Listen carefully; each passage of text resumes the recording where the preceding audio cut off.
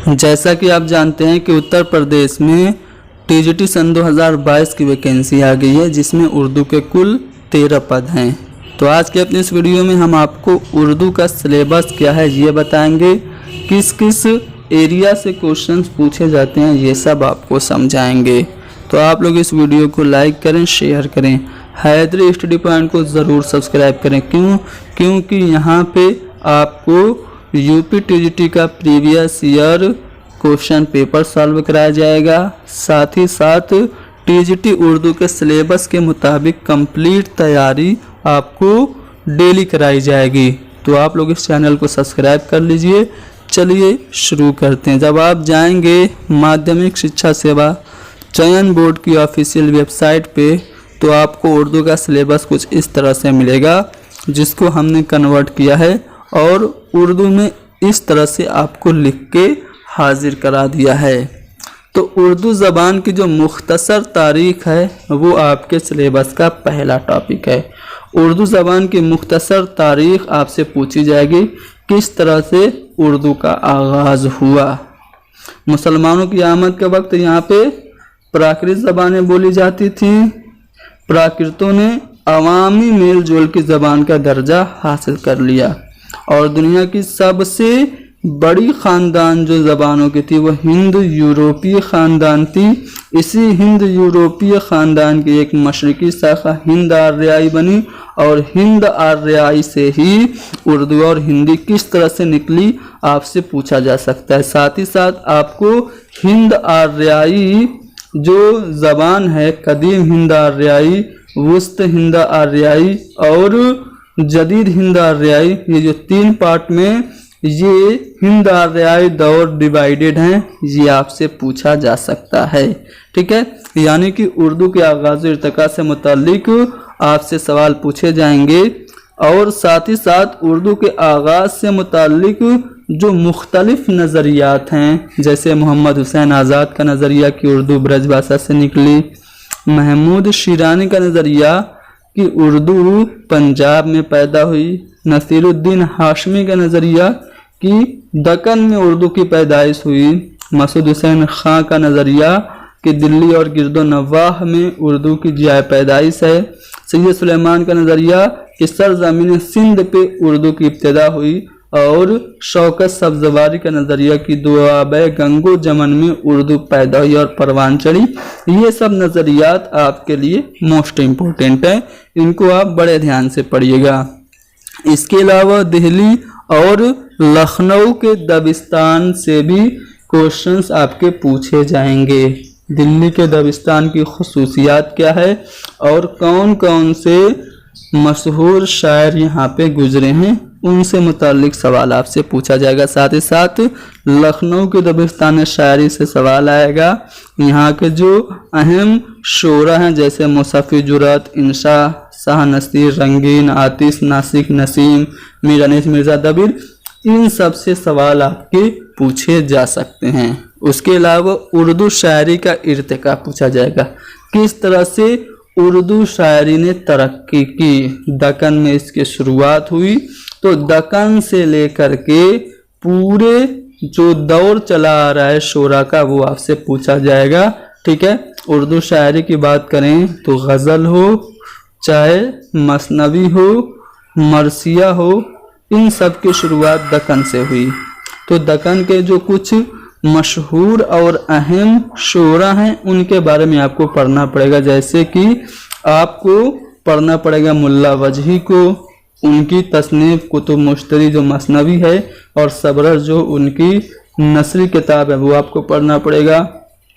कुली कुतुब शाह जो कि पहले उर्दू के साहिब दीवान शायर हैं और वो मानी तर्कुमान कुतुब शाह वगैरह तखल्लुस रखते थे, ये आपको पढ़ना पड़ेगा। इसके अलावा गव्वासी, अपने निशाती, वली दक्कनी, सिराज औरंगाबादी को पढ़ना पड़ेगा। फिर आपका शुमाली हिंद में उर्दू किस तरह से आई और यहाँ के जो इब्तदाई शोरा थे जैसे अमीर खुसरो हो गए, अफजल हो गए, सटल्ली हो गए, आबरू, आरजू, मजमून हो गए, इन सब को आपको पढ़ना पड़ेगा। फिर मीर का ऐद, फिर किस तरह से गालिब के ज़माने में और किस तरह से जदीद में ये शायरी पहुँची। तो उर्दू शायरी का इर्तिका ये पूरा आपसे पूछा जाएगा। और फिर उर्दू असनाफ नज़्म व नस्र से क्वेश्चन आएंगे, जैसे कि नावल पूछ देगा। अब सिर्फ नावल की तारीफ यही नहीं पूछेगा, उर्दू के जो अहम नावल निगार हैं और उनके जो मशहूर नावल हैं वो भी आपसे पूछे जा सकते हैं। जैसे कि आपको जब कभी भी नावल की बात आएगी तो आपको तैयार करना पड़ेगा डिप्टी नज़ीर अहमद से लेकर के, फिर आपको अब्दुल हलीम शरर, उसके बाद आपको प्रेमचंद, ये सब आपको पढ़ने पड़ेंगे। ठीक है। अब दास्तान भी आपको पढ़नी पड़ेगी। दास्तान में आपको बागो बहार और फसान अजायब वगैरह पढ़ना पड़ेगा। ठीक है। बुस्तान ख्याल पढ़ना पड़ेगा। और अफसानों की बात करें तो अफसाना में आपको कृष्णचंद्र, ख्वाजा अहमद अब्बास, इस्मत चुगताई, राजेंद्र सिंह बेदी, ठीक है, ये सब आपको पढ़ना पड़ेगा। मुंशी प्रेमचंद तो आपने पहले ही पढ़ लिया होगा नावल के तहत। ठीक है। इसके अलावा आपको ड्रामा पढ़ना पड़ेगा, तो आगा हशर कश्मीरी को आपको पढ़ना पड़ेगा, अमानत लखनवी को, मोहम्मद हसन को, ये सब आपके हबीब तनवीर को, ये सब आपके लिए इम्पोर्टेंट होंगे।